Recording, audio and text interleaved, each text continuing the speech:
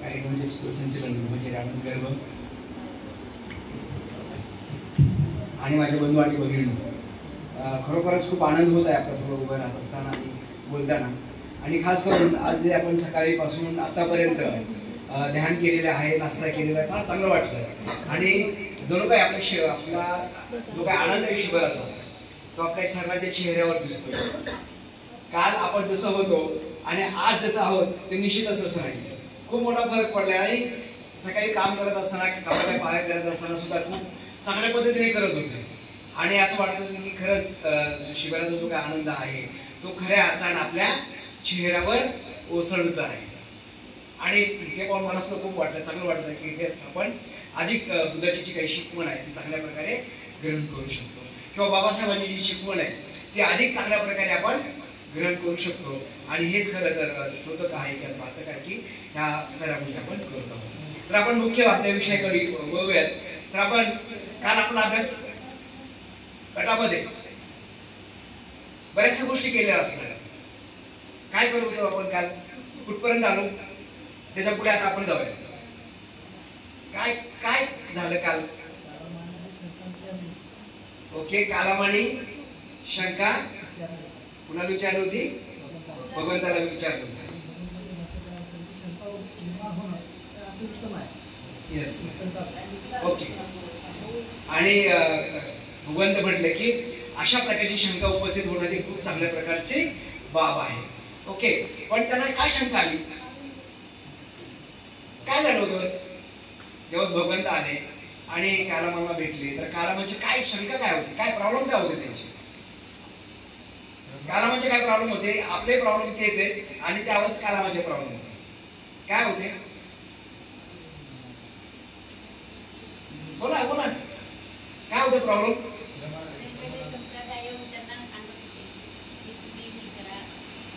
Okay, वेगवेगळे जी काही धार्मिक लोक होती त्यांना आपण ब्राह्मण म्हणतो, एक श्रमण म्हणतो. आणि त्या काळामध्ये बुद्धाच्या कालावधीमध्ये जे काही समकालीन तिथं होते बुद्धाचे, ते अनेक लोक खास करून धार्मिक दृष्टिकोनातून लोक येत होते. अनेक प्रश्न कालामाला सांगत होते किंवा आपली जी काही मतं होती ती कालामावर काय करत होती, लादत होती. आणि आमचंच ऐका आमचंच ऐका अशा प्रकारे कालामाला त्यांनी काय केलं होतं, पूर्ण भरमसाट करून टाकलं होतं. त्यामुळे कालामाला काय झालं होतं, गोंधळ निर्माण झाले की कुणाच ऐकलं पाहिजे, ब्राह्मणांचं ऐकलं पाहिजे, श्रमणांचं ऐकलं पाहिजे.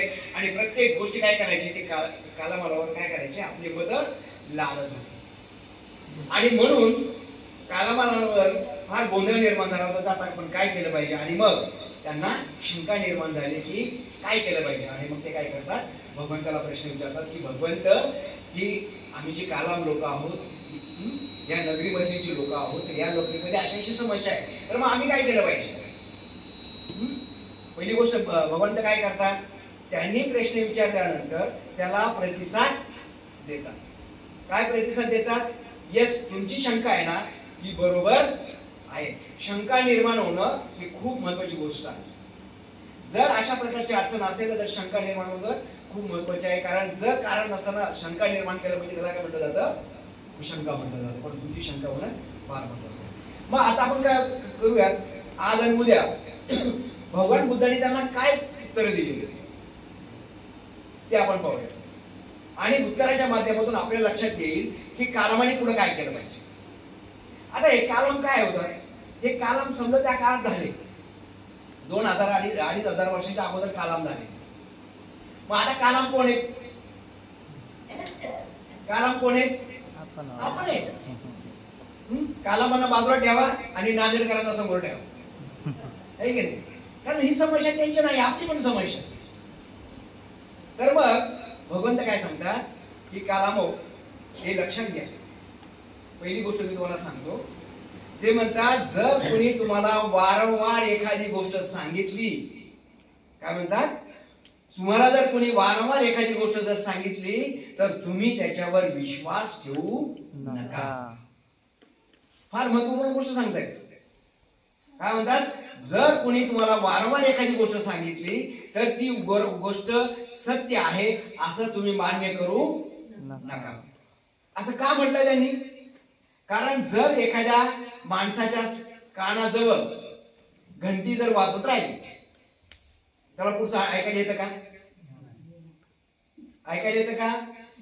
पुढे किती जरी चांगलं सांगत असेल कोणी तरीही त्याला ऐकायला येत नाही का? कारण त्याचे कान पहिलेच काय झालेले असतात, बंद झालेले असतात. कुणी ते घंटी वाजवत असतात. याचा अर्थ काय होतं, कुणी आपल्याला सातत्याने जर सांगत जर असेल, एखादी गोष्ट जर सातत्याने जर सांगत असेल तर दुसरा कोणी जर चांगलं सांगत असेल तर आपल्याला ते लक्षात येत नाही. आणि म्हणून वारंवार आपण जेव्हा कोणी आपल्याला सांगते म्हणून आपण काय म्हणतो, ही गोष्ट सत्य आहे. तर भगवंत काय म्हणतात, त्याच्यावर विश्वास ठेवू नका. आणि जेव्हा आपण वास्तविक आपल्या जीवनामध्ये जर बघितलं, जर एखादा माणूस सातत्याने जर कुणाविषयी जर सांगत असेल तर आपलं मत काय होतं, तसंच तयार होतं ना. आपण स्वतः तसं विचार तयार करू लागतो. आता आपल्या कुटुंबामध्ये बघू की आपल्या ज्या एरियात राहतो तिथे बघा, जर एखाद्या माणसाविषयी एखाद्या बाईविषयी जर कोणी काही सांगितलं, एकदा सांगितलं ठीक आहे, दुसऱ्यांदा सांगितलं ठीक आहे, वारंवार जर कोणी जर सांगितलं तर आपल्याला पण काय वाटतं, आहे बरोबर आहे, आपलं पण मत काय होतं तशाच प्रकारचं तयार होतं. आणि आपण विचार करू लागतो हे सत्य आहे. आणि कालामाच्या वेळेस काय होतं की जे लोक त्यांच्याकडे श्रमण आणि ब्राह्मण येत होते ते जे वारंवार सांगायचे हे ईश्वर आहे, देव आहे, ह्यांना तुम्ही मान्य करा, जी काही परंपरा आहे ती मान्य करा. तर भगवंत काय म्हणतात की वारंवार किती जरी सांगितलं तर त्याला सत्य मानू नका. कारण वारंवार जर म्हटलं ऐकल्यानंतर काय होतं की आपला दृष्टिकोन तयार होतो. काय होतं, दृष्टी तयार होत नाही. दृष्टिकोन म्हणजे एकच अँगल असतो, गोल असेल त्यातला जर दृष्टी जर कॉर्नर जर काढला तर काय होतं, अँगल तयार होत नाही, पूर्ण दृष्टी तयार होत नाही आपली. आणि जर कोणी वारंवार जर आपल्याला एखादी गोष्ट सांगत असेल तर काय होतं की आपला दृष्टिकोन तयार होतो, आपली मतं तयार होतात. काय होतात, आपली मतं तयार होतात. आणि ही जी मतं तयार झालेली असतात ती कशाच्या आधारावर तयार झालेली असतात, वारंवार कोणी सांगते ह्याच्या आधारावर तयार झालेली असतात. आणि ते सत्य असेलच असे नाही. त्यामुळे ते असत्य सुद्धा असू शकतं, त्या असत्यावर सुद्धा आपले काय होतात, मत तयार होत असतात. म्हणून भगवंत या ठिकाणी आपल्याला सांगतात की कुणी जर वारंवार सांगत असेल तर आपण त्याला सत्य मानायचं नाही. दुसरी गोष्ट भगवंत अजून सांगतात, फार महत्वपूर्ण गोष्ट आहे. तर ह्या गोष्टीचा का भगवंत असं म्हणतात की कालामांचा उपदेश हा खऱ्या अर्थानं स्वातंत्र्याचा जाहीरनामा आहे. का म्हणतात, त्याचं कारण असं आहे की ती दुसरी गोष्ट सांगताना म्हणतात, जर एखादी गोष्ट परंपरेने चालू आलेली असेल तर त्या परंपरेला तुम्ही सत्य मानू नका. फार मोठी गोष्ट आहे. परंपरेने जर एखादी गोष्ट चालत आली असेल तर तुम्ही सत्य मानू नका. आता परंपरेने किती गोष्टी आलेल्या आहेत, अनेक गोष्टी परंपरेने आलेल्या आहेत की ज्या खऱ्याच अर्थाने चांगल्या नाहीत. जाती असतात, हे कुणी निर्माण केली, जाती व्यवस्था कुणी निर्माण केली, जात कुणी केलेली आहे, जात का कुठून बाहेर वरून पडली आहे का, कुणी केलेली आहे, ब्राह्मणी मनवाच्यामुळे एखाद्या माणसाने निर्माण केलेली आहे, कुणीतरी निर्माण केलेली आहे ती, पण ती परंपरा झाली. आणि ती परंपरा काय केली, सातत्याने काय झाली, पुढे पुढे आली. म्हणून म्हणतात परंपरेने कुठली गोष्ट त्याला मान्य करू. आता लग्नाच्या बाबतीमध्ये बघा, आपल्या जातीमध्ये लग्न करायचं, त्याच्यामध्ये पण अजून दुसरी जाती निघतात, ती म्हणजे कुठल्या, पोट जाती असतात. आता मलाही माहित नव्हतं, माझ्या लग्नानंतर काही दिवसानंतर मला लक्षात आलं, कळत येते, कारण त्या काय गोष्टी एवढं काही माहिती नव्हतं. नंतर कळतं की पोट जातीमध्ये सुद्धा लग्न करत नसतं. म्हणजे हे कुणी निर्माण केले, जगामध्ये दोनच व्यक्ती आहेत, स्त्री आणि पुरुष. तिसरा जो आहे तो आधुनिक काळामध्ये अजून दुसऱ्या पद्धतीत निघलेला आहे, तृतीयपंथी म्हणून अजून तिसरा एक निघलेला आहे. परंतु शक्यतो कसे स्त्री आणि पुरुषच आहेत. येस, आपण निर्माण केले, परंपरा निर्माण केले. आणि ती परंपरेला आपण काय म्हटलं, सत्य मानायला काय केलेलं आहे, त्या परंपरेला सत्य मानलं. म्हणून बाबासाहेब बऱ्याच ठिकाणी काय म्हणतात, ही गुलामी जी निर्माण केलेली आहे, अस्पृश्य जी लोक होती त्या काळामधली, त्या अस्पृश्य लोकांवर जी गुलामी निर्माण केलेली, ही गुलामी सुद्धा परंपरेने निर्माण केलेली गुलामी. ही अनेक वर्षांपासून कुणीतरी परंपरा आणलेली आहे की अस्पृश्य हा अस्पृश्य असतो, त्याला कुठल्या प्रकारची मान्यता दिली नाही पाहिजे, त्याने अशा प्रकारे वागलं पाहिजे, त्याने तशा प्रकारचं वागलं पाहिजे. ही जी काही परंपरा निर्माण केलेली, ही निर्माण केलेली जी परंपरा आहे तिला आपण काय केलं, सत्य मानलं. आणि बाबासाहेब काय म्हणतात, गुलामाला त्याच्या गुलामाची जाणीव करून द्या, म्हणजे तो काय करेल, बंड करून देईल. का तू गुलाम आहेस, वारंवार सांगा त्याला गुलाम आहेस तू. अरे जोपर्यंत त्याला कळत नाही तू गुलाम आहे तोपर्यंत तो त्या परिस्थितीतून बाहेरच पडणार नाही. म्हणून बाबासाहेब म्हणतात गुलामाला त्याची गुलामीची जाणीव करून द्या, म्हणजे तो बंड करून ठेव. म्हणजे काय करा, त्याला गुलामीची जाणीव करून द्या, म्हणजे तो परंपरेच्या विरोधात जाईल. काय करेल, तो परंपरेच्या विरोधात जाईल. कारण जी परंपरा एखाद्या माणसाला खाली आणते आणि ती अनेक वर्ष आपल्यावर लादली जाते, त्या परंपरेवर विश्वास ठेवू नका बाबासाहेब. आणि तीच गोष्ट बुद्ध सांगतात, फार महत्वपूर्ण आहे. कारण बुद्धाच्या काळामध्ये अनेक परंपरा होत्या, अनेक वेगवेगळ्या परंपरा होत्या. महिलांनी जीवन कसं जगायचं, पुरुषांनी जीवन कसं जगायचं, ह्या एक विशेष परंपरा आहे. घरामध्ये फक्त पुरुषांनी कामच करायचे, पैसे घेऊन यायचे किंवा बाहेर व्यवसाय करायचा, महिलांनी घरातलीच कामं करायची. ही परंपरा आहे. कोणी आणली, ते आपण आणलेली. घरामध्ये पुरुषांना जर वेळ असेल त्याने का स्वयंपाक करू नये, घरातली इतर कामं का करू नये. पहा, जेवायला बसल्यानंतर पाणी कुणी आणून द्यायचं, जेवणाचं ताट कुणी आणून द्यायचं. घरात पाच व्यवस्थित बसलेला आहे, आराम, दिवसभर टीव्ही बघितली, ऑस्ट्रेलिया भारताची मॅच बघितलेली आहे, भरपूर वेळ आहे, तरी काय वाटतं ही मॅच बघताना पाणी कुणी आणून द्यायचं, जेवणाचं ताट कुणी आणून द्यायचं, महिलांनी आणून द्यायचं, घरातले बाईने आणून द्यायचं. का आणले, परंपरेने सांगितलंय. परंपरेने काय सांगितलंय, पुरुष म्हणजे करता धरता श्रेष्ठ आणि महिला म्हणजे कनिष्ठ. म्हणजे महिलांचा अधिकार आणि पुरुषांचा अधिकार हा जणू काय सारखाच. आणि या सगळ्या समाजामध्ये ब्राह्मणाची जरी महिला आली तर ती सुद्धा कशी अस्पृश्यांसारखीच आहे, कारण महिलांना अधिकारच नव्हता आणि अस्पृश्यांनाही कुठला अधिकार नाही. कारण हे कुणी सांगितलेलं आहे, परंपरेने सांगितलं. आणि त्या काळामध्ये सुद्धा, बुद्धाच्या काळामध्ये सुद्धा अनेक परंपरा होत्या. आणि ह्या परंपरेमुळे भगवंत सांगतात की परंपरेने आले म्हणून त्याच्यावर विश्वास ठेवू नका. आधुनिक काळामध्ये पण परंपरा कमी आहेत का, आधुनिक काळामध्ये पण अशा चुकीच्या परंपरा आहेत. तर आपण विचार करा, आपण जेव्हा अभ्यास गटामध्ये जाऊ तर हा विचार करा की अशा कुठल्या चुकीच्या परंपरा आहेत की त्या चुकीच्या परंपरेनुसार आपण काय करतो, वागत आहोत. आणि भगवंत सांगतात की तुम्ही काय करा, त्या परंपरेनुसार वागू नका. काला मला काय सांगतात, कालामो, जी परंपरेनुसार चालत आलेली कुठलीही गोष्ट असेल त्याला सत्य मानू नका. आपल्याला तीच गोष्ट करायची. परंपरेने अनेक गोष्टी आलेल्या आहेत. व्यवहार कसा करायचा हा परंपरेने आलेला आहे. काम कोणतं करायचं तो परंपरेने आलेला आहे. आज आपल्या याच्यामध्ये पाहिलं जातं की काम करताना चतुर्श्रेणीमध्ये काम कसं करायचं त्या डोक्यात आपला विचार झालेला असतो. का, कारण परंपरेने आलेले अशा प्रकारचं काम केलं पाहिजे म्हणून. का मोठा विचार करू नये, क्लास ऑफिसरचा काय विचार करू नये, मोठा उद्योगाचा काय विचार करू नये. का, कारण आपल्यामध्ये विचार अशा आलेले की परंपरेमध्ये नाही, आमच्या घरात असं केलं जात नाही, आमच्या घरात व्यवसायच करत नाही. का, कारण घरामध्ये सगळ्यांनी व्यवसाय कधी केलेलाच नसतो, परंपरा आहे. पण व्यवसायामध्ये सुद्धा यशस्वी होऊ शकतो, परंतु आपल्याला यशस्वी पुढे जात नाही. कारण का, कारण परंपरा आपल्याला सांगते. म्हणून बुद्ध म्हणतात की परंपरेने चालू आलेले म्हणून त्याला सत्य मानू नका. तिसरी गोष्ट काय सांगतात ते म्हणतात अफवावर विश्वास ठेवू नका.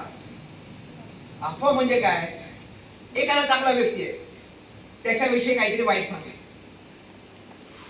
किंवा एखादा चांगला व्यक्ती वाईट व्यक्ती आहे तो खूप चांगला आहे म्हणून मोठं सांगणं म्हणजे काय होतं, ही अफवा असते.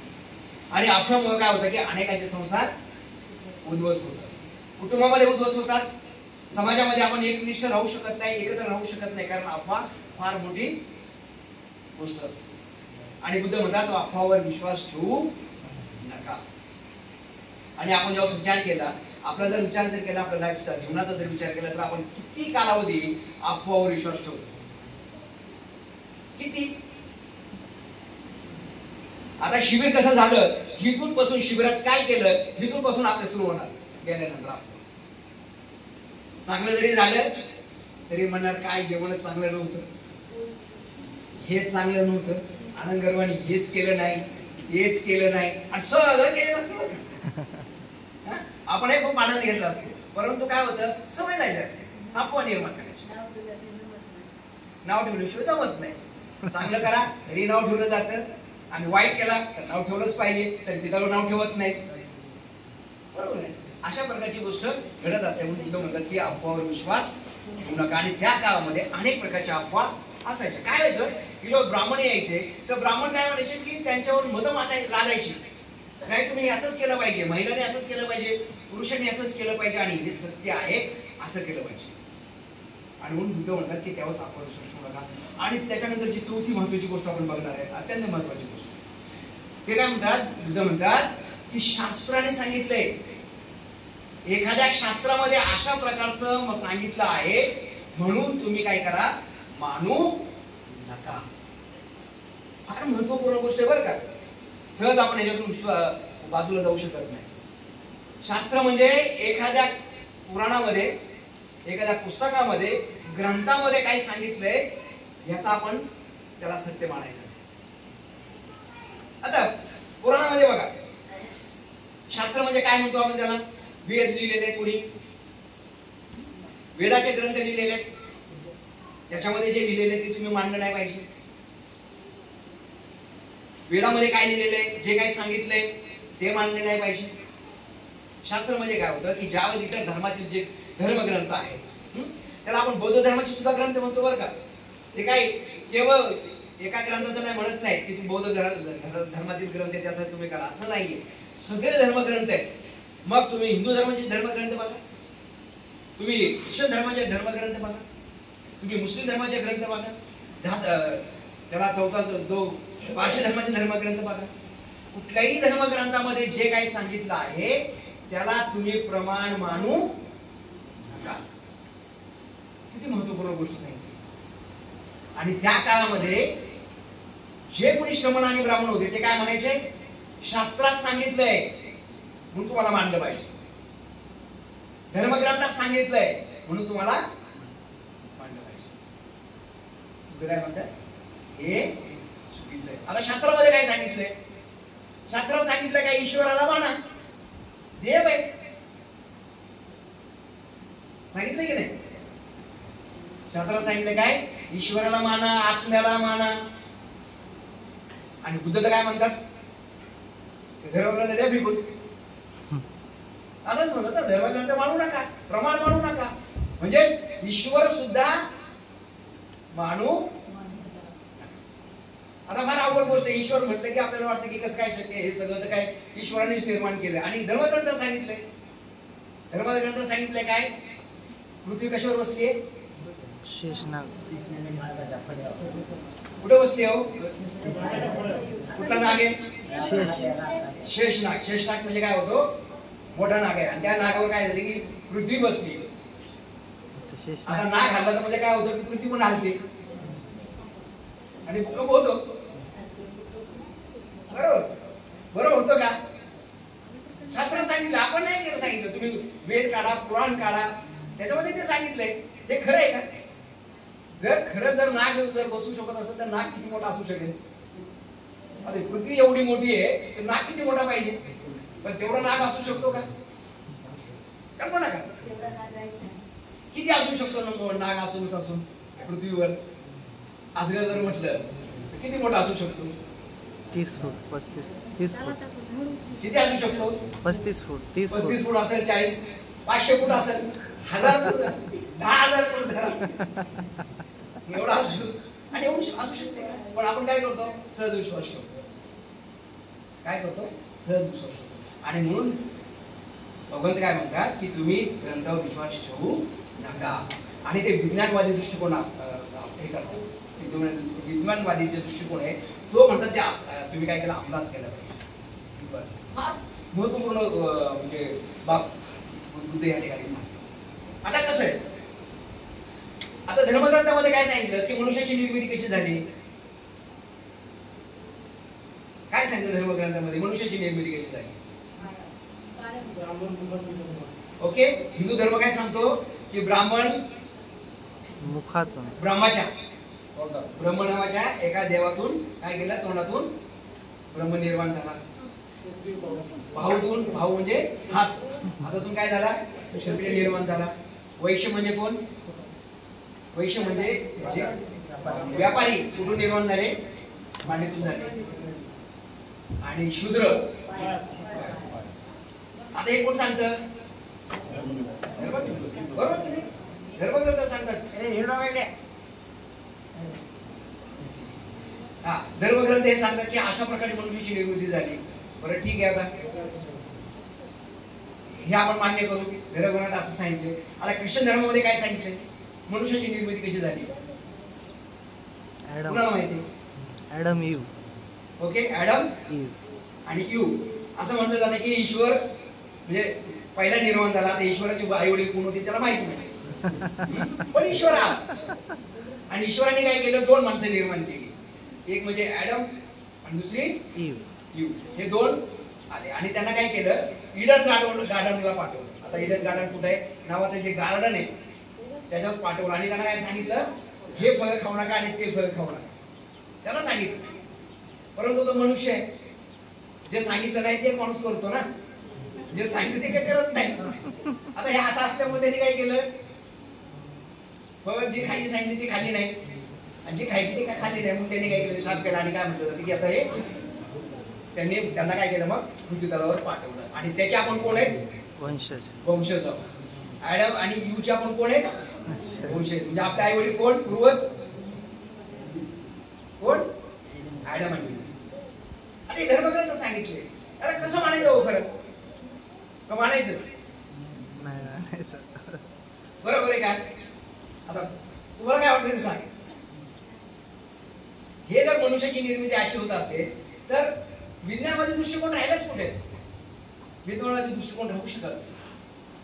आता मुस्लिम धर्मामध्ये काय म्हटलं जातं की जर तुम्हाला जन्नत प्राप्त करायची असेल, जर धर्मावर संकट आलं तर आपण काय केलं पाहिजे, लोकांना मारलं पाहिजे. जन्नत म्हणजे काय, मेल्यानंतर स्वर्गामध्ये जेव्हा आपण जातो तर तिथे देव आपल्याला काय करतो, दुधाने आंघोळ घालतो. त्याला काय म्हटलं जाते, जन्नत. आता आपण बघूया 2008 मध्ये 26 नोव्हेंबर 2008 मध्ये मुंबईमध्ये फार मोठा हल्ला झाला. कुठला हल्ला झाला, ताज हॉटेलवर, हिरामन हॉटेलवर, रॉय उबेराय हॉटेलवर मोठा हल्ला झाला. आणि छत्रपती शिवाजी टर्मिनलवर सुद्धा हल्ला गेला. कुणी केला हल्ला, जे पाकिस्तान मधून जे अतिरेकी आले होते त्यांनी काय केलं, गोळीबार केला. प्रचंड लोकांना मारला. प्रचंड लोकांना मारल्यानंतर काय झालं, अतिरेकी मेले. त्यातलं एक अतिरेकी शिल्लक होतं, त्याचं काय नाव होतं, अजमल कसाब. पण जेव्हा कसाबला पकडलं तर कसाबाने काय केलं, उलट पालट उत्तर देण्याचा प्रयत्न केला. काय केलं, उलट पालट उत्तर दिली. असं त्याचं उत्तर दिलं. आणि मग त्याला विचारलं, तू हे काय केलं, नाही म्हणजे मला आम्हाला सांगितलंय की जर मी ह्या लोकांना मारलं तर मी जन्नत मध्ये जाईल, कारण मी मेल्यानंतर स्वर्गामध्ये मला काय करेल, देव दुधाने आंघोळ घालेल आणि मी जन्नत होईल. मग तिथला जो अधिकारी होता, फार मोठा अधिकारी होता, त्यांनी ह्यांना सगळं पकडलं. त्यांनी काय केलं, चल तुला दाखवतो म्हणतात जन्नत. आणि त्याला काय केलं, घेऊन गेले.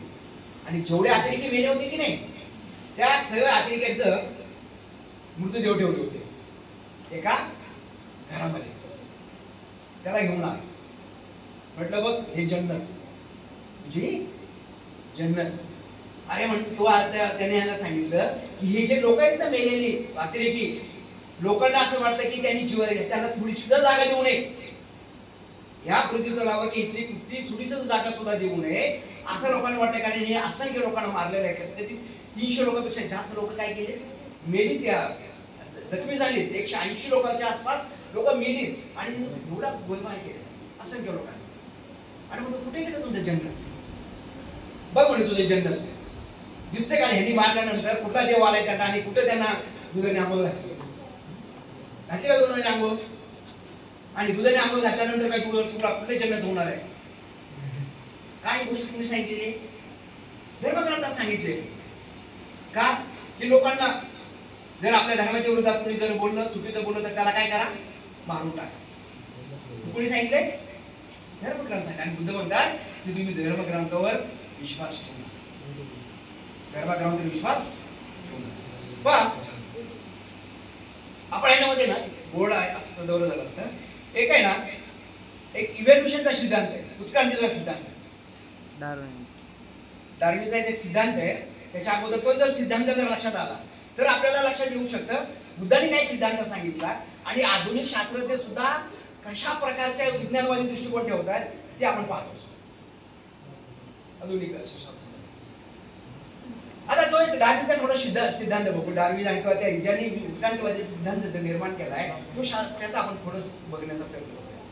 मग आपल्या लक्षात येते की शास्त्राने सांगितलेल्या गोष्टी आपण कशा मान्य करायच्या की नाही मान्य करायच्या. तो काय म्हणतात माहितीये का, लेमार्क नावाचा एक शास्त्रज्ञ होऊन गेला 18व्या शतकामध्ये. लेमार्क त्याने एक सिद्धांत मांडला 18व्या शतकामध्ये ब्रिटनमध्ये.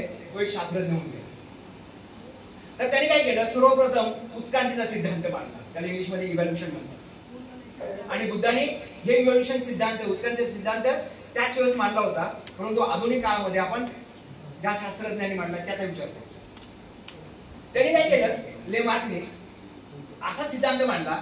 तो म्हणला की प्रत्येक मनुष्य आहे ना, अनेक वर्ष त्यांनी संशोधन केलं. हे जो मनुष्य आहे ना, त्या मनुष्यामध्ये किंवा जे जे प्राणी आहे त्या प्राण्यांमध्ये काय होतं की वातावरणानुसार त्याच्यामध्ये चेंजेस होत असतात, बदल होतात. वातावरणानुसार त्याचे चेंजेस होतात. किंवा एखाद्या वस्तूचा वापर केला काय आणि एखाद्या वस्तूचा जर वापर केला नाही तर त्याच्यामध्ये काय होतं, मनुष्यामध्ये किंवा प्राण्यांमध्ये बदल होतात. त्यांनी संशोधन केलं अनेक वर्ष लेमार्कने. आता त्याचं काय संशोधन केलं, त्यांनी दोन पद्धती मांडल्या. तो म्हटला जर एखाद्या मनुष्याने त्याच्या विशिष्ट अवयवाचा जर जास्त वापर जर केला तर तो अवयव काय केला जातो, जास्त विकसित होईल. आणि त्याची जी काही पुढं रिप्रोडक्शन होईल, की त्याची जी काही मुलं होतील, त्याची काही त्याची अपत्य येतील, ती अपत्यामध्ये तशा प्रकारचं गुण काय होतात, निर्माण होतात. आता उदाहरणार्थ कसं त्यांनी उदाहरण दिलं, एक जिराफ आहे. जिराफ, आता हा जिराफ काही फार मोठ्या उंच मानेचा असू शकतो का? तो म्हणतो की जिराफ एवढा मोठ्या मानेचा असू शकत नाही, कारण छोटे छोटे जिराफ असू शकतात, छोटे छोटे मानाचे. मग ते काय करायला लागले, पानं खायचे, जीवन जगायचे. त्यामध्ये काय करायचे, उंच मान करायचे. उंच ठिकाणी झाडं, फुलं आहेत, फळ आहेत ते खायचे. अजून तो मान काय करायचा, उंच करायचा. असं करता करता करता काय झालं की त्याची जी पिढी आहे, पुढची पिढी, त्याची मान काय झाली, अजून थोडी मोठी झाली. बरोबर आहे. आणि नंतरची पिढी अजून मोठी झाली. अशा करता करता आता जो काही जिराफ आहे त्याची मान आहे ना ती फार उंच झाली. पण तो काय म्हणतो, मग त्याची मान काय तेवढी नाही का झाली, कारण त्यांनी त्याच्या विशिष्ट अंगाचा वापर हा जास्त केला, ती वाढली. बरोबर आहे. मग त्याच्यावर दुसरा मांडला सिद्धांत की जर समजा आपण एखाद्या अवयवाचा वापरच केला नाही तर अवयव काय होतो, कमी होतो. म्हणजे आता तो काय म्हणतो की समजा मनुष्य अगोदर तो माकडापासून आलेला आहे, माकडापासून त्याचं इव्हॅल्युएशन झालं म्हणतात. मग त्याची शेपटी होती, शेपटीचा वापर कमी झाला. ज्या ज्या गोष्टीचा वापर कमी केला मग ती काय झाली, विलुप्त, कमी झाली. किंवा तो म्हणतो की जे साप आहे किंवा मासे हे काही तसे असू शकत नाही. पण ज्यावेळेस सापाला असं वाटलं की आपल्याला बेवामध्ये जायचंय,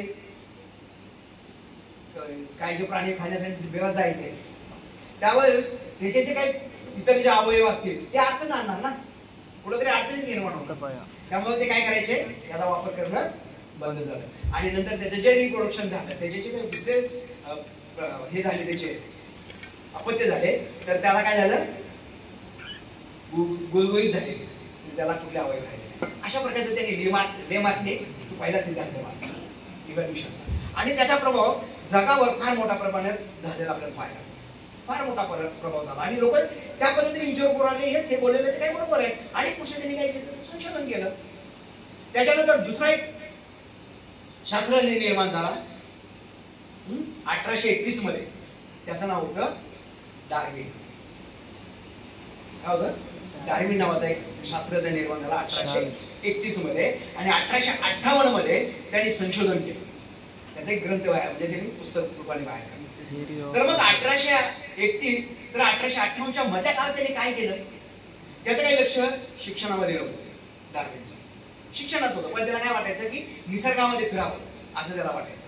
आणि मग त्यांनी काय केलं, एका जहाजेमध्ये थोडंसं मोठं झाल्यानंतर जहाजेमध्ये तो काय केलं, त्यांनी कित्येक वर्ष 10 ते 20 वर्ष काय केले त्यांनी जहाजामध्ये फिरत होता प्रचंड आपल्या समुद्रामध्ये.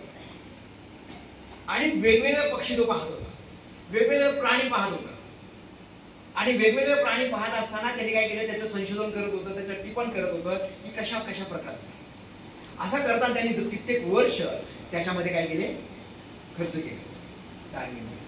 आणि मग 1858ला त्यांनी पहिल्यांदा त्याचा इव्हॅल्युएशनचा सिद्धांताचं पुस्तक त्यांनी बाहेर काढलं. आणि त्याच्यात त्यांनी सांगितलं, खूप सुंदर त्यांनी मांडलं की त्या डार्विनच्या त्या सिद्धांतावर आधुनिक काळातलं विज्ञान अवलंबून आहे. आधुनिक काळातलं जे जैविक विज्ञान आहे, त्याला जीवशास्त्र म्हणतो, ते त्याच्यावर आधारित आपल्याला पाहायला मिळतं. तर त्यांनी काय केलं, तो म्हटला की जेवढी ही पीसेस आहे, त्यांनी पहिल्यांदा काय केलं की पीसेस जे असतात, म्हणजे त्याला पक्षी, हे सगळे जे पक्षी आहेत ना, तो म्हणतो एक सारखेच आहे, सगळे पक्षी एक सारखेच आहेत.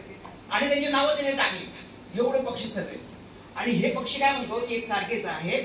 आणि ज्यावेळेस हे पक्षी इतर ठिकाणी जातात, काय करतात ते पक्षी, जेव्हा इतर ठिकाणी जातात तर ते पक्षी आपल्यामध्ये बदल घडवून आणतात. काय करतात ते बदल घडवून आणतात. एकाच वंशाचे असलेले पक्षी आहेत, परंतु ते पक्षी जेव्हा वेगवेगळ्या ठिकाणी जातात तर वेगवेगळ्या ठिकाणी गेल्यानंतर त्यांनी स्वतःमध्ये परिवर्तन घडवून आणतात. मग ते काय करतात, जी आपली जी चोच असते ती मोठी असते, काहींची चोच छोटी असते, काहींच्या चोचीचा कलर काळा असतो, तर काहींच्या चोचीचा कलर हिरवा असतो. हा काय करतो, हे निर्माण होतो. काय निर्माण होतं, तर तो म्हणतो की हे सगळे पीसेस आहेत ना, एकच आहेत, पण त्या परिस्थितीनुसार ते काय करतात, आपल्यामध्ये बदल घडवून आणतात. आणि मग कोणी व्हेजिटेरियन होतं तर कोणी नॉन व्हेजिटेरियन होतं. पक्ष्यांमध्ये पण बरं, पक्षी सुद्धा काही प्राणी व्हेज खातात, तर काही फक्त अन्नधान्यावर असतात. अशा प्रकारचे निर्माण होतात. आणि त्याचं पुढं नंतर त्याने फार मोठा सिद्धांत मांडला. तर कधी थोडंसं आपण चांगल्या प्रकारे करू शकतो असतो, काय हरकत नाही. तर त्यांनी पहिले सिद्धांत काय मांडला की म्हणतात ते 4 पद्धती आहे त्याच्यामध्ये, 4 पद्धती. तो म्हणतो जगामध्ये ना खूप लोक आहेत, खूप लोक असतात, खूप पीसेस असतात, खूप प्राणी आहेत, एवढं प्रचंड प्रमाण जगामध्ये. त्याच्यासाठी अन्न, निवारा आणि सेक्स या 3 बाबी त्याच्यासाठी असतात. एवढं प्रचंड प्रमाणात असतं. पण होतं कसं, एवढं जरी प्रचंड प्रमाणात जरी असतं ना, त्याच्यामध्ये दुसरी एक गोष्ट असते, त्याच्यामध्ये म्हणतो याच्यामध्ये कॉम्पिटिशन असते. दुसरा सिद्धांत तिने काय म्हणला, मी थोडक्यात सांगतोय. दुसरा सिद्धांत काय म्हणला की एवढं जरी असलं तरी कॉम्पिटिशन फार मोठ्या प्रमाणात असतं. त्याला अर्थशास्त्राचा नियम काय सांगतो, अर्थशास्त्र म्हणतो की पुरवठा कमी आणि मागणी जास्त. पुणे एक अर्थशास्त्र मी आहे, अर्थशास्त्राचा नियम आहे. म्हणजे खाणारी जास्त आहे आणि जगामध्ये जे अन्न आहे, निवारा आहे, त्याचं प्रमाण कसं आहे, कमी आहे. बरोबर. आणि आजही ती गोष्ट आहे, जगामध्ये आपण मनुष्य खूप आहे, प्राणी खूप आहे, परंतु त्यांच्यासाठी लागणारं जे काही अन्नधान्य आहे, निवारा आहे, त्याचं प्रमाण कसं आहे, कमी आहे. ही गोष्ट म्हणतो सातत्याने चालत आलेली आहे अनेक वर्षांपासून. मग तिसरा त्यांनी सिद्धांत मांडला. तो म्हणतो हे जरी असलं तरी व्हेरिएशन आहे, प्रत्येक गोष्टीमध्ये एक वेगळंपण आहे. तिसरा सिद्धांत त्यांनी मांडला, प्रत्येक गोष्टीमध्ये कसं आहे, वेगवेगळंपण आहे. प्रत्येक माणसामध्ये, प्रत्येक याच्यामध्ये वेगवेगळंपण आहे. हे सुद्धा तिथंच महत्वाचं आहे. आणि त्याच्यानंतर त्यांनी काय म्हटलं, शेवटचं त्यांनी म्हणतो की ऍडॅप्शन रिप्रोडक्टिव्ह असं त्याचं म्हणणं. म्हणजे जरी व्हेरिएशन असलं तरी काय होतं, काही गोष्टी त्या प्रत्येक मनुष्य काय होतं, आपल्या स्वतःमध्ये बदल घडवून आणत असतो. आता तो एकदम व्यवस्थित समजून सांगतो आणि बदल घडवून आणतो. आणि त्याचं जे काही लोक, त्याची जी काही पुढची पिढी होते रिप्रोडक्शन ही तशा प्रकारची करते. आता तो काय म्हणतो बघा, तो म्हणतो की जगामध्ये भरपूर वस्तू आहेत, मनुष्य भरपूर आहे, पण लागणार कमी आहे. पण मनुष्य काय होतो, त्याच्यामध्ये व्हेरिएशन काय असतं की त्याच्यामध्ये अशा प्रकारची क्षमता असते की त्या क्षमतेनुसार ते मनुष्य जगत असतो. आणि त्या परिस्थितीमध्ये जो जिवंत राहतो, आपल्यामध्ये बदल घडून आणतो, आणि जो बदल घडून आणल्यानंतर जो स्वतःमध्ये बदल घडतो, त्यावेळेस त्याची जी काही पिढी आहे ना, त्याची पिढी काय होते, स्ट्रॉंग बनते. आणि जो बदल घडून आणत नाही ना, त्याची पिढी काय होते, मृत्यू पावते. आता सिंपल गोष्ट, करोना आला बरोबर. करोना म्हणजे मागे जे आला होता तो करोना. ते करोना मध्ये काय झालं, मनुष्य आहे, मनुष्याची क्षमता काय होती बरोबर. आणि म्हणून काय होत होतं, करोना मनुष्यावर काय होत होता, हवी होत होती. मनुष्य लोक, बरेच लोक मारायला लागले. पण नंतर काय केलं आपण, वॅक्सिन निर्माण केली, प्रोटीन खाण्यास सुरुवात केलं. मग त्या परिस्थितीमध्ये काय केलं आपण, आपल्यामध्ये परिस्थिती, आपल्यामध्ये काय केलं आपण, बदल घडवून आणला. आपल्यामध्ये बदल घडवून आणला. मग आपल्यामध्ये बदल घडवून आल्यानंतर आपण काय झालो, स्ट्रॉंग झालो. आणि करोना काय झाला, इथं करोना व्हायरस कमी झाला. आपल्यामध्ये बदल घडून आला. आणि त्या काळामध्ये जे जिवंत राहिले, तर त्यांची जी पिढी जेव्हा पुढे निर्माण होईल ती अधिक स्ट्रॉंग होईल. आणि नाही झाली ते मेले. मग पुढे अजून काय झालं, त्या करोनाने पुन्हा आपल्यामध्ये बदल घडून आणले नवीन. आता त्याला जिवंत राहायचे ना, त्याला अडॅप्ट करायचं काहीतरी. मग त्याने काय केलं, परत आपल्यामध्ये काहीतरी नवीन आणलं. म्हणून म्हणतो की हा करोना निघाला, तो करोनाचा व्हायरस निघाला बरोबर. मग मनुष्याने काय केलं, अजून व्हायरस काढला, म्हणजे वॅक्सिन काढलं, मनुष्य जिवंत राहिला. हा त्याने काय म्हणतो की परिस्थितीनुसार आपल्यामध्ये बदल घडून आणतो. आता दुसरी गोष्ट, उदाहरणार्थ स्पष्ट करूया. आता आफ्रिकन जे लोक आहेत ना, त्यांची स्किन कशी असते, कशी असते, आफ्रिकन लोक काळे असते. का काळे असते,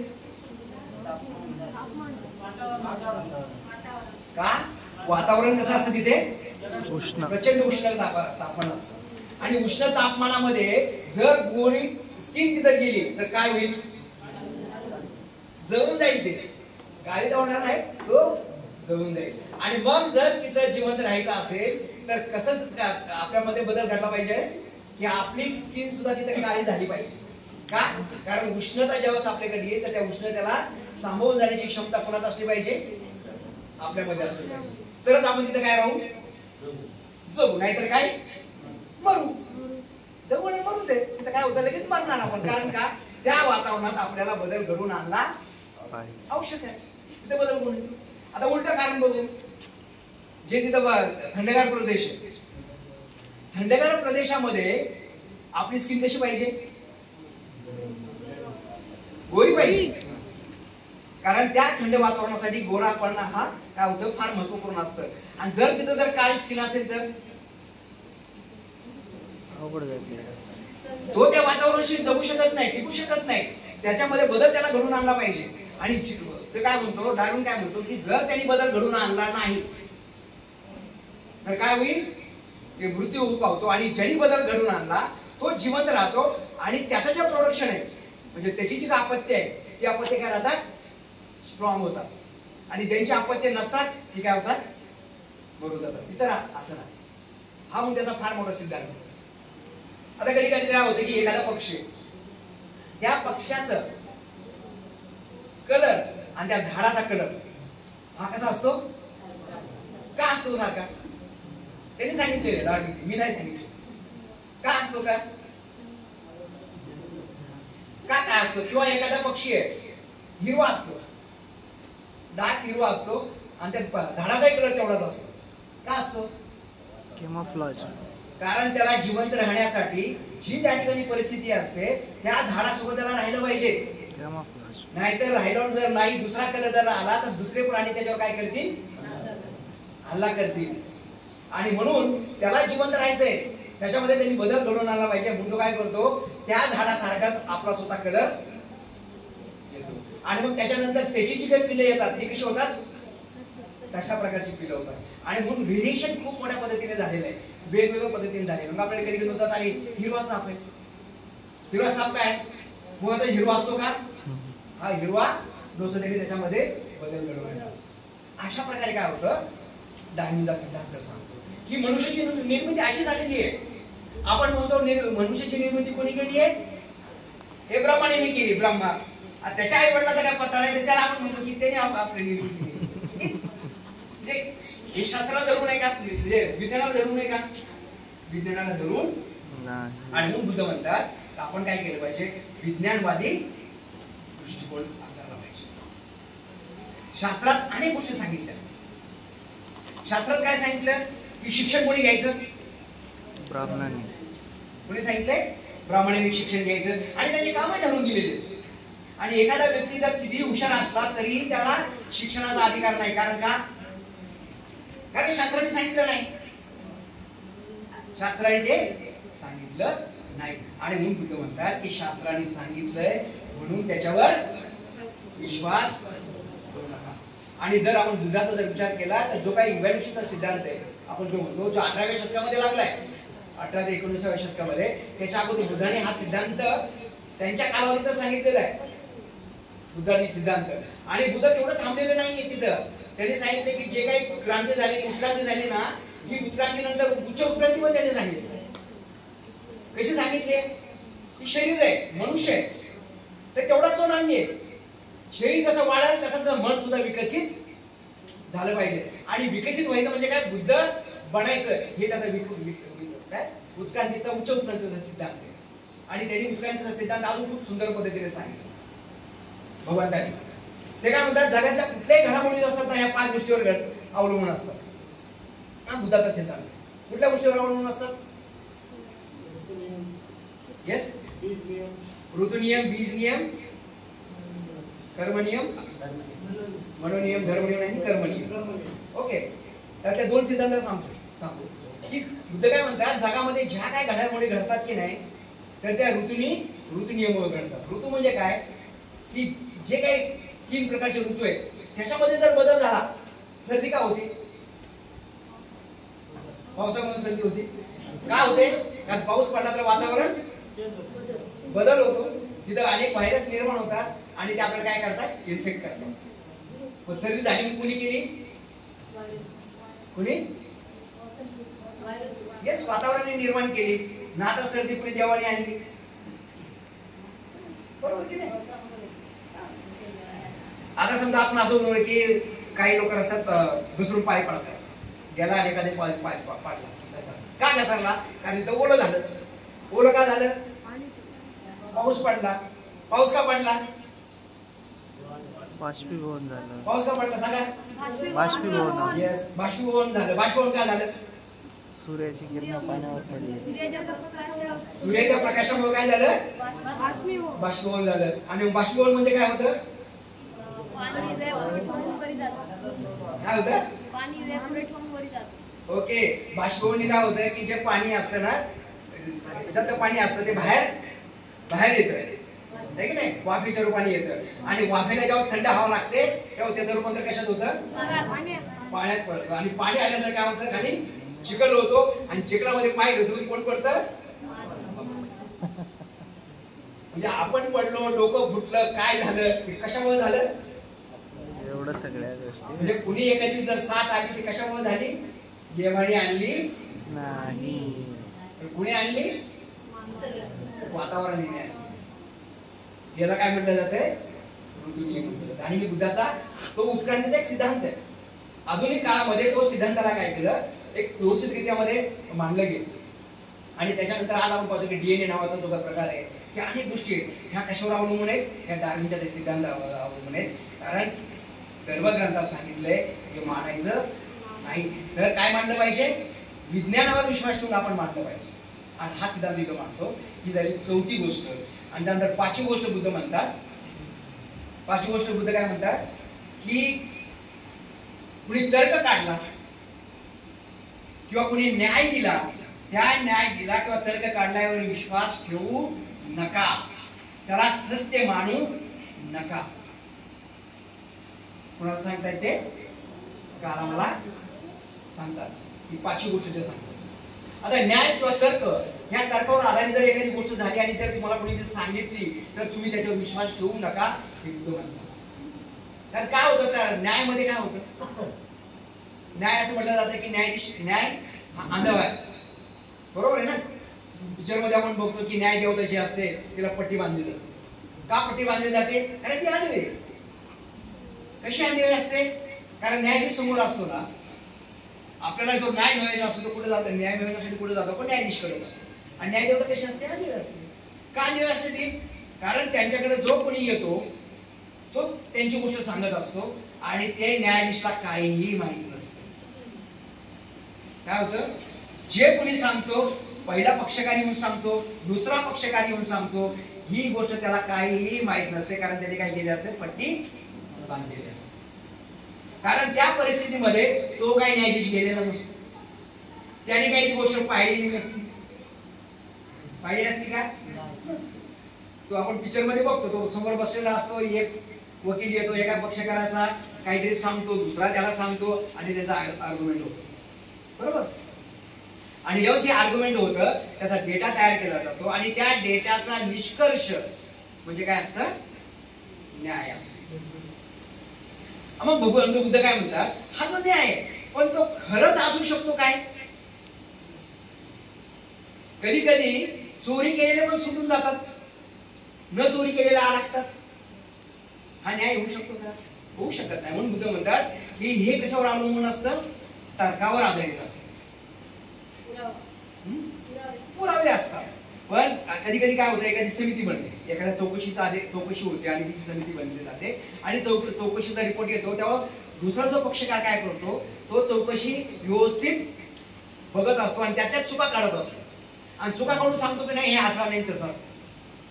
परंतु कोणीही त्या परिस्थितीमध्ये ती परिस्थिती योग्य पाहिलेली नसते, कुणीच पाहिलेली नसते. त्या वकिलांनी पाहिलेली नसते, इकडच्या वकिलांनी पाहिलेली नसते आणि जी घटना घडलेली असते ती फक्त त्याच लोकांना माहित असते की जी ती घडून आणलेली असते.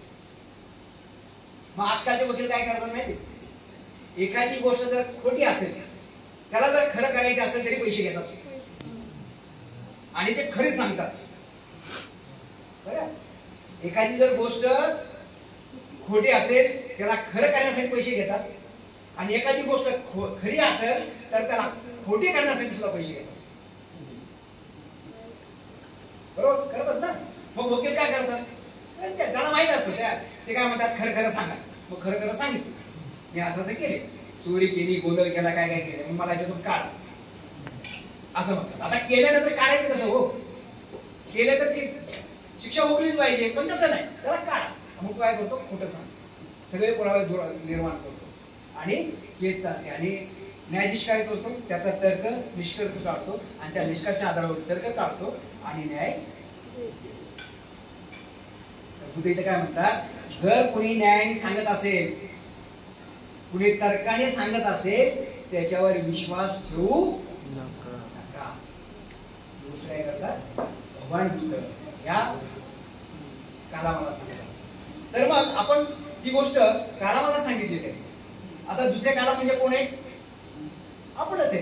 कारण आधुनिक काळामध्ये अनेक अशा गोष्टी आहेत, आधुनिक काळामध्ये अशा अनेक गोष्टी आहेत की त्या गोष्टी आपल्याला काय केल्या जातात? वारंवार सांगितल्या जातात, लादल्या जातात. परंपरा आपल्याला लादल्या जातात. आज बघा, ज्या काही परंपरा आहेत त्या जबरदस्तीने लादल्या जातात. अधिक संघर्ष आपल्या समाजामध्ये पाहायला मिळतो किंवा देशामध्ये पाहायला मिळतो. देवावर मानलं गेलं पाहिजे, हे मानलं पाहिजे. कधी कधी असं म्हटलं जातं की काय गायीला मारायचंच नाही. आता गाय तर सगळ्यांसाठी चांगली आहे पण काही लोकांसाठी त्याचा आहार आहे, गायला काय मारायचंच नाही किंवा गायला असंच करायचं नाही. तसं कारण का? गायमध्ये किती देव आहेत? 33 कोटी देव. काय कोणी सांगितले? कोणी सांगितले? धर्मग्रंथ. आता गायला किती कापले जातात, ते कुठे गेले की देव? किती वेळा कापतात? एका आता जर आपण इथं जर असो तर कितीतरी गाय कापल्या जात असतील, करोडो गाय कापत असतील, ते देव कुठे गेले? काही माहिती. पण धर्मग्रंथ सांगितलंय गाय कशी आहे? पवित्र आहे, तिच्यात देव सगळं सामावलेलं असतात. आणि ही जी काही धर्मग्रंथ सांगितलं ते चुकीचं सांगितलं जातं आणि म्हणून बुद्ध म्हणतात की ते आपण विज्ञानामध्ये दृष्टिकोन ठेवला पाहिजे. आणि म्हणून कुणी वारंवार सांगत असतील, परंपरा सांगत असतील, कुणी अफवा पसरवत असतील, धर्मग्रंथात कुणी सांगितलं असेल, कुणी न्याय किंवा तर्काच्या आधारे कुणी सांगत असेल, त्याच्यावर विश्वास ठेवू नका. त्याला सत्य मानू नका आणि ते सत्य म्हणून तुम्ही तुमचं जीवन जगू नका. अशा प्रकारच्या 5 गोष्टी त्यांनी सांगितल्या. तशा 10 गोष्टी सांगितल्या उद्या आपण त्या 5 गोष्टी पुढच्या 5 गोष्टी उद्या बघूयात. आणि मग त्याच्यानंतर बुद्धांनी हे मानू नका सांगितल्यानंतर मग काय मानलं पाहिजे हे बुद्ध उद्या सांगताय. तर आपण वाटतं उद्या बघूया. आणि आता आपण काय बघूया आपल्या चर्चेला जाऊया. आता 12 वाजत आलेले आहेत. तर आता आपण आपल्या गटामध्ये जाऊन चर्चा करा आणि ह्या सगळ्या गोष्टी आपण चर्चा करा. कारण ज्या आधुनिक काळामध्ये ज्या काही अडचणी आहेत त्या सगळ्या आपण विचार करा. परंपराचा विचार करा.